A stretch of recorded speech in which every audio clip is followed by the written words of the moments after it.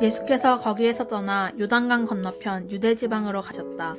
매번 그러듯이 무리가 따라왔고 예수께서는 늘 하시던 대로 그들을 가르치셨다. 바리새인들이 예수를 괴롭힐 요량으로 다가와서 물었다. 남자가 아내와 이혼하는 것이 율법에 맞습니까? 예수께서 말씀하셨다. 모세가 뭐라고 명령했느냐? 그들이 대답했다. 모세는 이혼 증서를 써주고 아내와 이혼해도 된다고 허락했습니다. 예수께서 말씀하셨다. 모세는 단지 너희의 사악한 마음을 염려해서 그 명령을 기록한 것이다.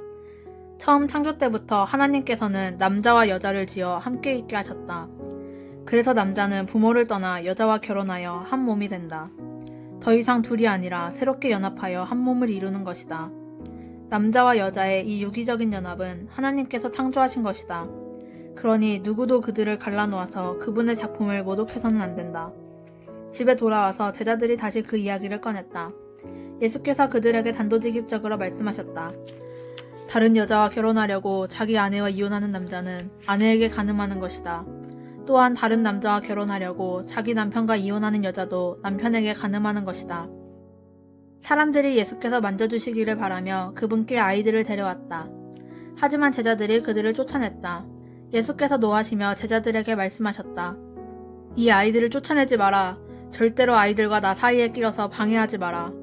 천국의 삶에는 이 아이들이 중심에 있다. 명심하여라. 너희가 하나님 나라를 아이처럼 단순하게 받아들이지 않으면 절대로 그 나라에 들어갈 수 없다. 그러고 나서 예수께서 그 아이들을 품에 안으시고 손을 얹어 축복하셨다. 예수께서 길을 나서는데 한 사람이 달려와서 정중하게 그분을 맞으며 물었다.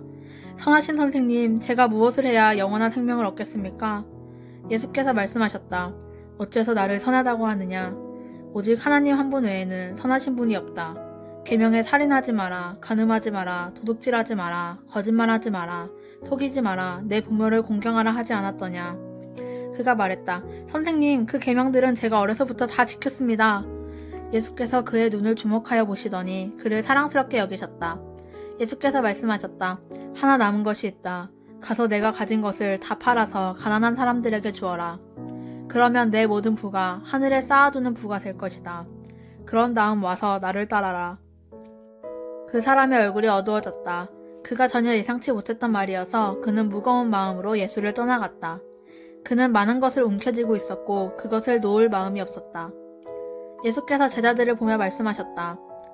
많이 가진 사람이 하나님 나라에 들어가는 것이 얼마나 어려운지 아느냐? 제자들은 들으면서도 그 말이 믿어지지 않았다. 예수께서 계속해서 말씀하셨다.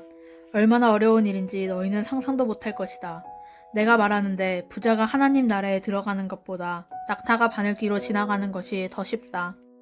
그 말에 제자들이 크게 당황했다. 그러면 어느 누가 가망이 있겠습니까? 그들이 물었다.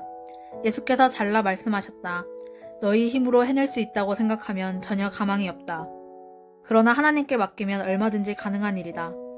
베드로가 다른 시각에서 이야기를 꺼냈다. 우리는 모든 것을 버리고 주님을 따랐습니다. 예수께서 말씀하셨다. 내 말을 명심하여라. 나와 메시지 때문에 집과 형제자매와 부모와 자식과 땅과 그 어떤 것을 희생하고서 손해볼 사람은 아무도 없다. 그들은 그 모두를 받되 여러 배로 돌려받을 것이다. 다만 어려움도 함께 받을 것이다. 영원한 생명도 덤으로 받을 것이다. 다시 한번 말한다. 이것은 위대한 반전이다. 먼저였으나 나중되고 나중이었으나 먼저 될 사람이 많을 것이다. 다시 그들은 예루살렘으로 향했다. 예수께서 앞장서셨고 제자들은 적잖이 당황스럽고 두려운 마음으로 그분을 따르고 있었다. 예수께서 12제자를 데려다가 이후에 있을 일을 되풀이해서 말씀하셨다. 내 말을 잘 들어라. 우리는 지금 예루살렘으로 올라가는 길이다. 그곳에 가면 인자는 종교 지도자와 학자들에게 넘겨질 것이다. 그들은 인자에게 사형을 선고할 것이다. 그리고 인자를 로마 사람들에게 넘겨주어 조롱하고 침뱉고 고문하고 죽일 것이다. 그러나 사흘 후에 인자는 다시 살아날 것이다. 세베대의 두 아들인 야고보와 요한이 예수께 다가왔다. 선생님, 우리에게 꼭 해주셨으면 하는 일이 있습니다. 무엇이냐? 내가 할 만한 일인지 보자. 그들이 말했다. 주님께서 영광을 받으실 때 우리에게도 최고 영광의 자리를 주셔서 하나는 주님 오른편에 하나는 주님 왼편에 있게 해주십시오. 예수께서 말씀하셨다. 너희는 너희가 무엇을 구하는지 모른다. 너희는 내가 마시는 잔을 마시고 내가 받을 세례를 받을 수 있겠느냐?